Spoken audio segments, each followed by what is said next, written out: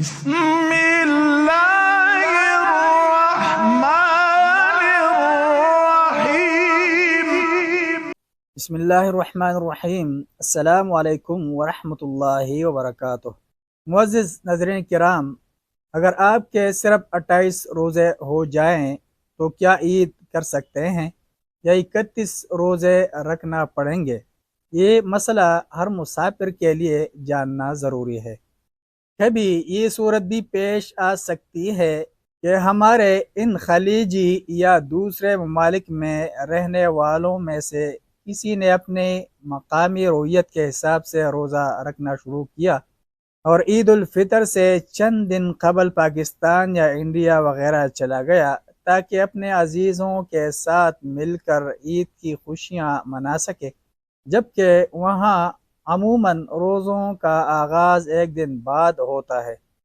اس کے برعکس یہ بھی ممکن ہے کہ پہلے چند روزے اپنے ملک میں رکھنے کے بعد وہ یہاں عرب ممالک میں آ جائے، جبکہ یہاں والوں نے اس سے ایک دن پہلے روزہ رکھا تھا۔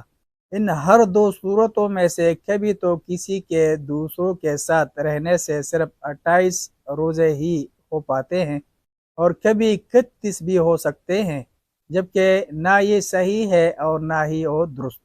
مذکورہ دونوں صورتوں کے نتیجہ میں پیش آمدہ سوال کا جواب یہ ہے کہ اگر کوئی شخص کسی جگہ مقامی رویت کے حساب سے روزہ رکھنا شروع کرتا ہے، پھر وہ کسی ایسے ملک کی طرف سفر کر جاتا ہے جہاں کے رہنے والوں نے ایک دن پہلے روزہ رکھنا شروع کیا تھا، تو وہ شخص 29 روزے پورے ہو جانے کی صورت میں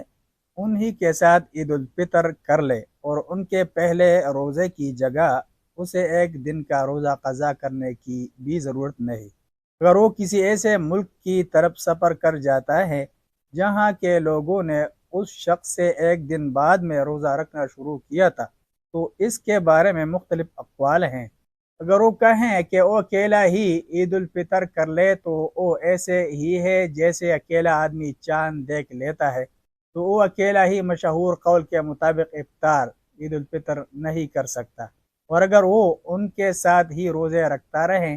تو اس کے روزے وہاں 30 ہونے کی شکل میں 31 ہو جائیں گے۔ لہٰذا اگر اہل بلد اپنے روزے مکمل کر کے عید کریں مگر اس کے تاخیر رؤیت ہلال اور تاخیر آغاز رمضان کی وجہ سے روزے پورے ہونے کی بجائے صرف 28 رہ جائیں، تو بھی یہ ان مقامی لوگوں کے ساتھ عید کر لے اور بعد میں ایک روزہ قضا کر لے، کیونکہ رمضان کسی بھی صورت میں 28 دنوں کا نہیں ہو سکتا۔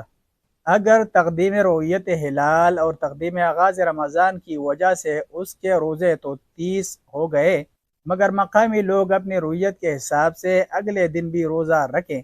تو اس شخص کو اختیار ہے کہ یہ افطار کر لے یعنی روزہ نہ رکھے، مگر مقامی رؤیت کے حساب سے جاری رمضان المبارک کے احترام کی خاطر سرعام کھانے پینے سے گریز کرے،